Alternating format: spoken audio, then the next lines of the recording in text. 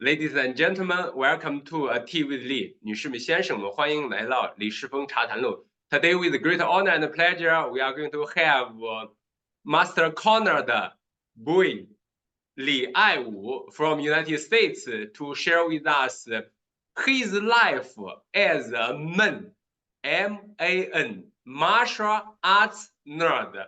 Please, Master Conrad, you are on the stage. Share with us how and why you are diving so deep into with martial arts. Oh, but first, before I start, thank you so much for having me. And I like the name Li Aiwu. I'm honored to have the name. I appreciate it, and it's an honor to meet you as well, too, Master Li. You're a master in many arts, as well as the Kung Fu tea and the Kung Fu uniforms and outfits. So it's my honor to be here with you. So thank you very much. Yeah, great. So please, your life story as a martial arts nerd. How it comes, and since when you started practicing martial arts, and how it goes right now? Oh, okay. Thank you so much. I started martial arts when I was 8 years old, and at that time I watched Enter the Dragon with Bruce Lee, and I just thought, wow, that is amazing what he did.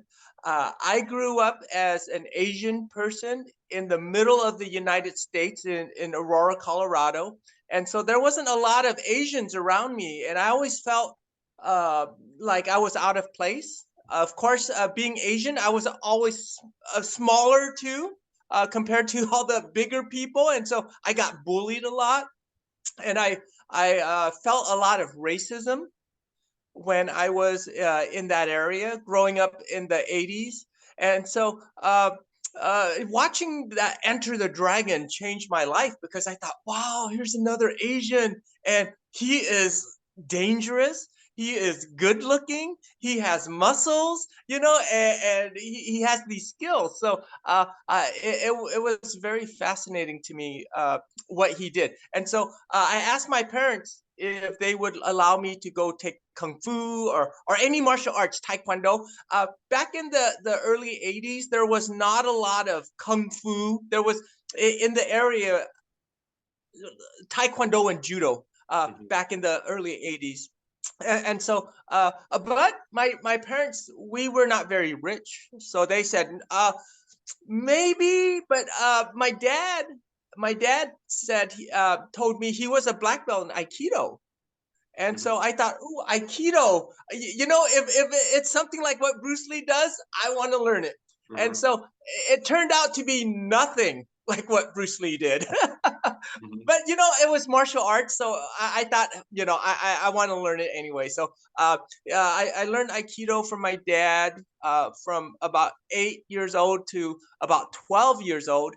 And, I wasn't very happy. I still wanted Aikido. They do a lot of joint locks and throws and meditation. And as like a 8, 9 year, 10-year-old kid, it wasn't really for me, but I still wanted to learn. And so I kept bothering my parents to let me go to a school. And luckily, eventually, they allowed me to go to a Taekwondo school that was close by our house. And oh man, I was so happy. Finally, I get a kick and punch and I be like Bruce Lee. I was so happy. And before I even started the Taekwondo school, I would read all his books, the Tao of Jeet Kune Do and Bruce Lee's fighting method, and I would try to copy the moves from the books, and I would try copy his moves from the movies as well too. But then when I finally got formal training, I was very happy to be able to do that. I started Taekwondo about 12 years old, and I was very active in Taekwondo. I competed in tournaments. I won a bunch of tournaments in the city championships, as well as the national championships and state championships. from the time I was about 14 to the time I was about 20. I was competing a lot. So I love Taekwondo. Eventually, though, I still wanted to learn Bruce Lee's martial arts. And so when I was in college, about the time I was 18 years old, I started learning Jeet Kune Do from a teacher that was teaching in the university. And so I did the Jeet Kune Do for about 2 years with him. And I was very lucky. It was private lessons. And oh gosh, I was so happy. This was in the early 90s, 1990, literally 1990, 91, 92. I was learning from this teacher. And oh gosh, you know, back in the 90s, that was the latest technology. That was like the Tesla of martial arts back in the 90s. And so I was so happy. And of course, you know, it was Bruce Lee's martial art. And so, I loved it. And at that time, it was called Jeet Kune Do / Kali. And so Guru Dan Inosanto, Bruce Lee's student, he put a lot of Filipino martial arts into it. And I still loved it. I loved everything. It was the latest technology for me anyways. I thought it was the best thing. After college, so I studied during college Jeet Kune Do as well. And I was still competing in Taekwondo on top of that. But then after I left college, I went to a chiropractic school. That's like for adjusting the neck and the body and things like that. So I went to chiropractic college in California, and then I was looking around for martial arts. And at that time, this was the early 1990s. In Jeet Kune Do, they were starting to incorporate silat into it. Guru Dan Inosanto was learning silat from the Torres brothers, and the silat system he was learning was Sarak. And so in my chiropractic college, there was actually a Sarak teacher, a silat instructor who taught that very system that Guru Dan Inosanto was learning. And man, I was like, oh, I'm so happy again. You know, this was a teacher in the school. He was one of the clinicians, one of the doctors in the school, and he taught a silat. And oh man, when I heard that, I became his student. And so I learned from him during my chiropractic college for 4 years. For 4 years, and I was very lucky. We trained in his house. We trained almost every day. He just saw how excited I was and how desperate I wanted to learn, and I guess he took pity on me and taught me almost daily. And so I was very lucky. After I graduated from chiropractic college in California, I decided to move back to Colorado to start practicing as a doctor there. And so when I moved back to Colorado, Dr. Andre, who was my silat instructor, he said, oh, you know, one of the Torres brothers lives in Colorado. And I thought, oh, no way. And so I went back and I opened up my practices in Colorado. And yeah, I was able to become a student of Willem de Torres, one of the brothers of the de Torres brothers who taught Guru Dan Inosanto. And so, yeah, Uncle Bill, what we call him Uncle Bill, Willem de Torres. He teaches Kun Tao, which is basically Chinese Kung Fu that came down through Indonesia, and mixed with the silat arts and everything. But the way he teaches, he says, this is Shaolin, this is Wudong, and you know, we do tiger style and everything. He does praying mantis, so it's very Chinese based art. And I learned from him from mid 1990s, 1995 till now. He still teaches me. I'm back in California, but I still am able to learn from him through Zoom. So he allows me to link into his class, and I'm able to do some practice through Zoom. But I learned from him for a solid 10 years. at his house and at different schools and at seminars. But I was training with him 3 to 4 times a week for 10 years. And so very happy to do that. So I set up some offices in Colorado for chiropractic care. And after about 10 years, I moved over to San Francisco, where I'm at now. And so once I moved over to San Francisco, I go back to Colorado. You know, back in Colorado, though, when I met Uncle Bill had a friend who taught Bagua Zhōng. And so I found out that his friend taught Bagua Zhōng. And so I asked Uncle Bill, you know, I always wanted to learn Bagua. Can I learn? And then he said, yeah, go to him. Go learn some Bagua Zhōng. And so I learned from Uncle Wayne Welsh, Bagua Zhōng. It's a Fu style Bagua Zhōng. And I loved it because I used to watch all the Chinese movies as a growing up, and sometimes there was some Bagua in it, and then I would read magazines and read books, and the Bagua Zhōng very interesting for me because it has a lot to do with the philosophy, the I Ching, the Bagua. I just thought that is so cool, and so my teacher. Uncle Wayne, he taught me Bagua Zhōng and Xingyi because a lot of times those two arts are kind of together, like brother and sister. Sure. And so that was all in Colorado. So I was training 2 arts at the same time, and you know, all the arts that I train, I keep up. Like my Taekwondo, I still practice my Taekwondo forms. I try to kick. But you know, I'm 52 now. I don't kick as high as I used to when I was 15. But you know, I still try to kick. I still practice Silat. I still practice Jeet Kune Do. I have students that I teach Silat to. I have students that I teach Jeet Kune Do to, just to keep my skills up. But so after being in Denver for about 10 years, I decided to move to San Francisco because all my practices, they were doing very well. And so I hired doctors to oversee those practices. And then I just moved to San Francisco. And then in San Francisco, I was looking around, and close to my house, there was a Muay Thai school. And I thought, I always wanted to do Muay Thai. I was 36 years old at that time. And, you know, I was kind of old for a brand new Muay Thai student. But, you know, I jumped in. Everyone at the gym was so nice. I remember coming in the first day thinking, oh my gosh, you know, I'm from a traditional school. We have a lot of respect. We bow, we show respect. I don't know how these Muay Thai guys are, because sometimes you hear all the bad things. But I came into the school. They were really nice, super friendly people. And I started doing Muay Thai at World Team USA.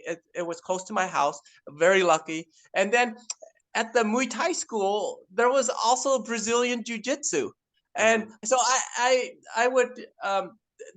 their class would finish up right before our Muay Thai class. And so I would come in and I would watch them. I was, ooh, that looks like fun. And around that time also, Royce Gracie was starting to fight in the UFC.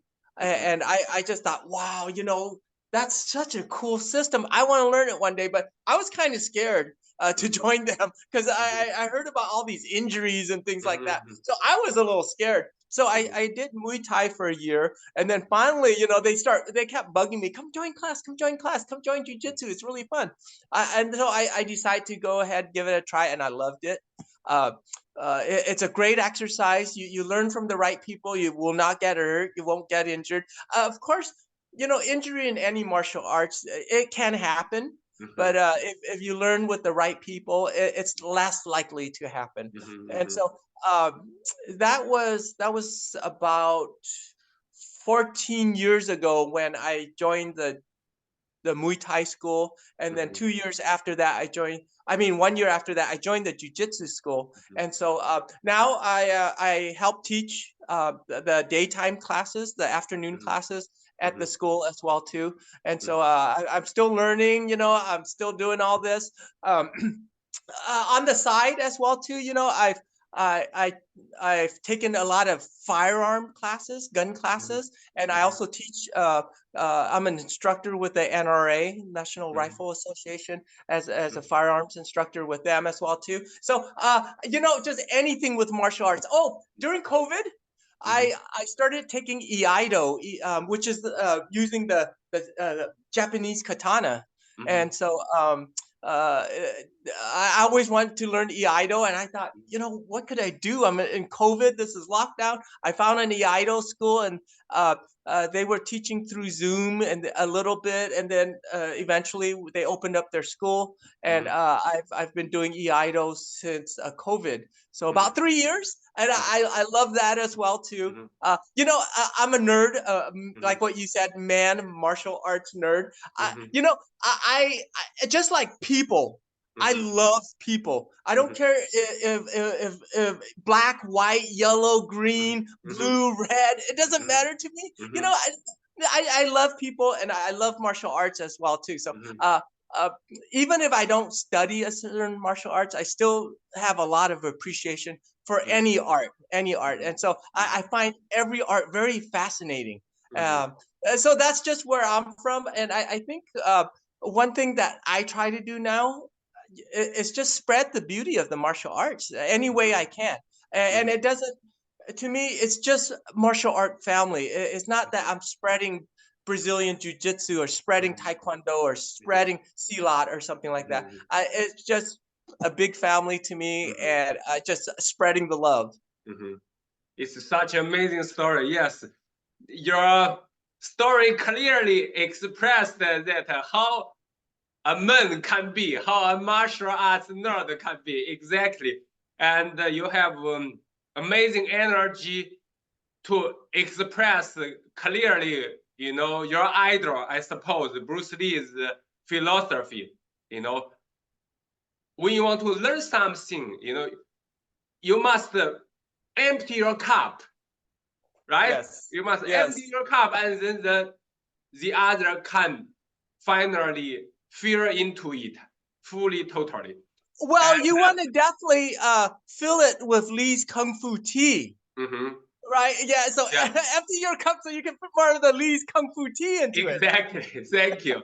And I'm quite impressed that you talk about that now you are 52. You cannot kick as higher as when you were 20. But I watched a pic you shared with us that it was you were 1987 and 2023. You are even stronger when you are 50, more than 20s. It's incredible. And it's such an inspiration. And another case is I love beyond like the word you say. You shared with us about how, how we can keep young. And we need to, like, if you start training a kid, if you have a kid, you should start training them something. Could be anything, basketball, football, baseball, and martial arts is one of the best, right? Yes. Because think about it, we're human beings. And before we have so many activities, basketball, football, this and that, we have to walk, we have to run, we have to defend ourselves, and we have to dance. And later, all these united together is martial arts, right? So martial arts is like is a little bit sophisticated foundation than walk and running, but much more fundamental than basketball, football, these, sort of modern arts. Okay, it's incredible. And secondly, you mentioned that we should eat well and sleep well. And the last is, don't be ashamed of your age. So many people even could live as old as you are now. Exactly. It's a big meaningful word to let people know, because now most of people, no matter man or woman, somehow we are ashamed of our age, we are, like I was ashamed of my age since I have, let's say not shame, I have this age pressure or time pressure since I was 26. I remember clearly when I read Haruki Murakami, the Japanese writer, he said, when you get the age of 30, you will not be considered young anymore. In his book, what I talk about when I talk about running. So at that moment I was running every day. So I was very into this world, and I feel so depressed. I say, wow, I'm 30, and I feel the time pressure.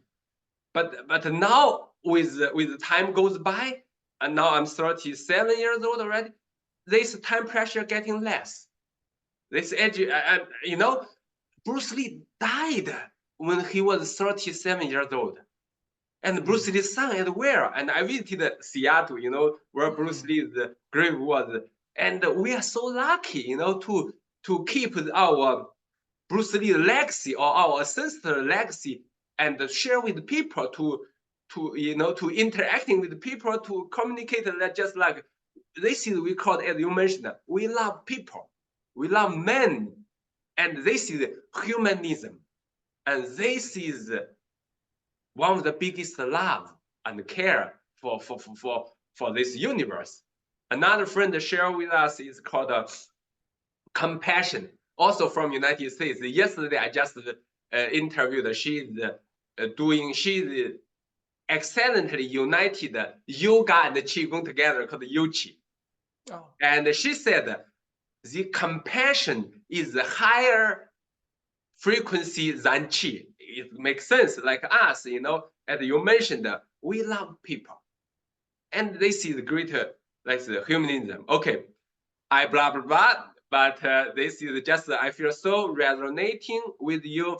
And another question is, okay, what you specifically and practically do to keep you young, to keep you stronger, even when you're getting older, how you will share with us. You share that, sleep well and this. What is your daily routine, let's say? Okay. Well, let me back up a little bit and talk about what you were mentioning about starting your children out young, getting them active, and yeah. Do something, have them do something. Playing video game too much or watching TV and YouTube too long is not healthy. So get them to do something. And then you also mentioned martial arts. I think there is no better activity for anybody. This is the best activity for everyone. Martial arts is like and that's just my opinion. And you mentioned it, martial arts allows you to exercise. And, that's the exercise is the foundation of youthfulness. And so that's one thing. Whether you're young, you're 15 or 115, I believe exercise is important. And again, it doesn't really matter what you want to do, but in my opinion, martial arts is the best activity. We get the exercise. Another thing from martial arts is the brain benefits. No matter what art you learn, whether that's Tai Chi or Kung Fu Shaolin or Brazilian Jiu-Jitsu or Karate, when you're learning something, that keeps you young. And with martial arts, there's always something to learn. There is nobody that can know it all. There's just impossible. And for me, the more I learn that I don't know much. It's just the more I learn, the more I know that there's further to go. And And so for a young person, of course they're young, they're going to learn something. But for an old person, sometimes we get old because our mind gets old. And we're like, oh, I know everything. I've seen everything. I've done everything. No, you haven't. You haven't seen nothing. You don't know nothing. You haven't done nothing. There's so much left to do. This world is huge. It is, the more martial artists I meet, like you, Master Li, the more I realize there's so many incredible martial artists out there. And the more I meet, the more I realize there's even more and even more and even more. Even just the community never ends. So that learning, the latest research, neuroplasticity, that's what people are all talking about, how your brain can change and, in fact, grow younger depending on what you do and how poorly you've been treating your brain. You can, in fact, have a younger brain because you're learning something new, you're growing. And so martial arts allows for that. Not just learning the martial arts, whether you learn the sets, like the forms or the kata, not just learning that, the art itself, but you can learn the culture. Every art has culture with it. Like Tai Chi has an amazing history of all the teachers and the different arts and the different families and how it comes back from Shaolin and how it is in Wudong and everything. Just learning that culture, that history, that's great for mind health. I think also learning about that culture allows us to be less racist. Sure. Because racism is basically you don't really know that person, and when you get to know people, they're the same as you. They're the same underneath. Just on the outside, we look different. We come from a different culture. We eat different food, but on the inside, we are the same people. And so when we learn martial arts and we learn different people's cultures, it allows us to see that, and it allows us to appreciate a culture outside of ourselves. And I think that keeps you young. The other thing that will keep you young is just hanging around people. When you train martial arts, most of the time you go to the school or you go to someone's house or you go to someone's backyard or you go to someone's basement and you're hanging out. And if you have other students around you, you're getting to socialize. And of course, we've heard the research that socializing is an important part of our brain health as we age as well too. Socializing is important for mental health too. If we're home all day, it's easy to get depressed. But if we're out hanging out with people, like in your martial arts school, then you're just a happier person, and also you'll remember things, you'll remember names better. It's just good for your brain health. And so there's so many levels of layers in the martial arts. Even like martial arts, even for spirituality. Martial arts is my church. I don't necessarily go to a temple or church regularly, but in martial arts, I hear all the same messages. Be humble, be kind, have compassion. A martial artist, our job is to help make this world a better place. That's the same message I get when I was going to the temple. I'm a Buddhist. And I got very similar messages. To me, martial arts is a spiritual journey as well too. And so I think spirituality is really important as we age. Maybe young people, they don't appreciate it. But as I get older, I'm appreciating the spirituality part of martial arts as well too. For one thing, overcoming obstacles, being able to suffer. That's a big part of spirituality. Whether you do your deep horse stances in Tai Chi and your legs start to shake and you're suffering, or you're doing any other martial arts where you're sweating and you're suffering, that teaches us a lot about life. Is that one, there will be suffering, and two, suffering is oftentimes very temporary. And sometimes that suffering makes us stronger as well too. And so all that weaves in with the martial arts, the spirituality. Of course, I can go on for hours, and I apologize for talking so much, but the healing, many martial arts, it's the fight and then the fix. You fight someone, you can fix them. You hurt someone, you can heal them. And a complete martial artist should have both sides. If all you can do is beat people up, you don't have my respect, because beating someone up is easy. Healing them, fixing them, making them a better person, that's the hard part right there. But a good martial artist will have both, and so there's just so many benefits to martial arts. That's why I'm the martial arts nerd. I like using that word nerd, because when people say, oh, he does martial arts, they might be scared of me, like they think I'm a tough guy. But when I say, no, I'm a nerd, that makes them relax. They'll go, oh, nerd, okay. That means, I'm harmless. I'm just a nerd. And so that's why I like to use that word, martial arts nerd. But I think anyone dedicated to martial arts like yourself, Master Li, you're a nerd too. You know the history, the background, the training. You do practice different martial arts as well too. That's a nerd. And so yeah, that's why we are so resonating, and okay, cool.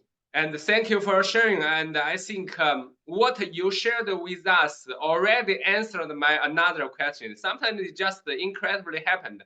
I suppose to ask you, what does martial arts mean to you? You already answered. Martial arts is my church, is my temple.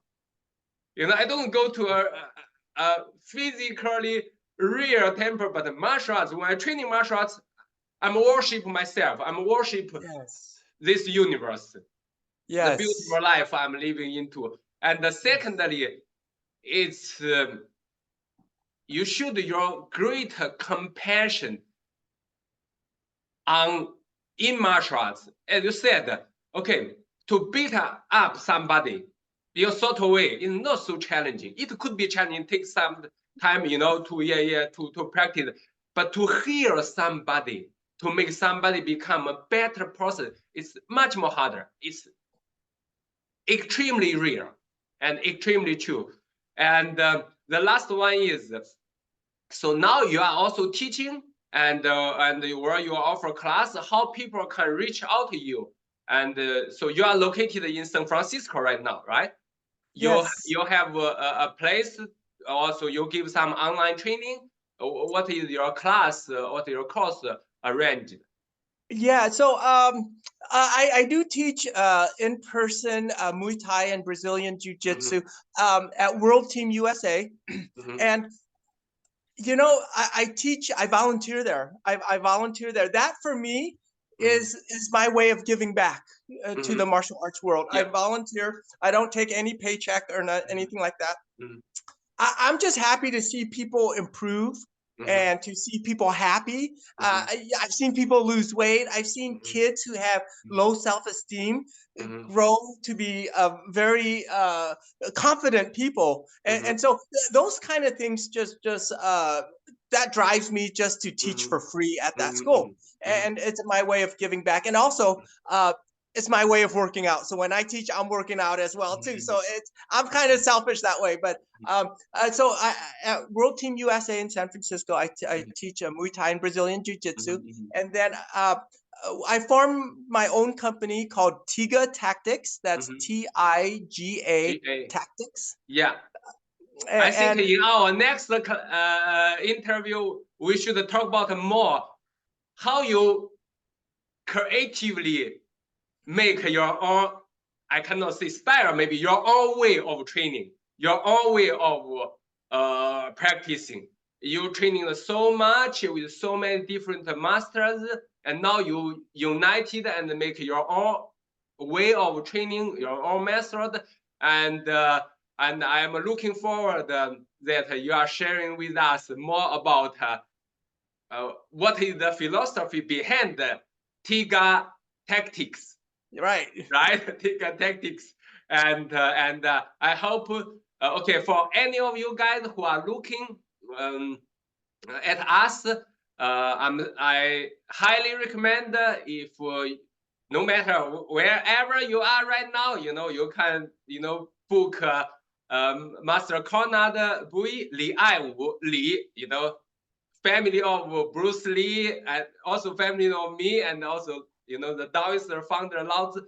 And I love, care, cherish Wu martial arts. So, like, you love martial arts.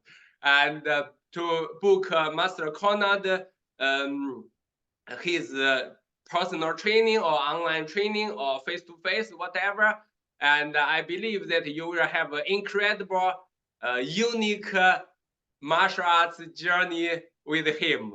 Okay, once again, Master Conrad, and thank you very much for sharing us your amazingly beautiful story, and also the life, how it bring you to this journey. And I'm looking forward to see you somewhere. And also, for sure, we can organize another talk to share more detail about your way of training and teaching Tiga tactics. Okay? Thank you so much, Master Li. It's an honor hanging out with you. Yeah, sure.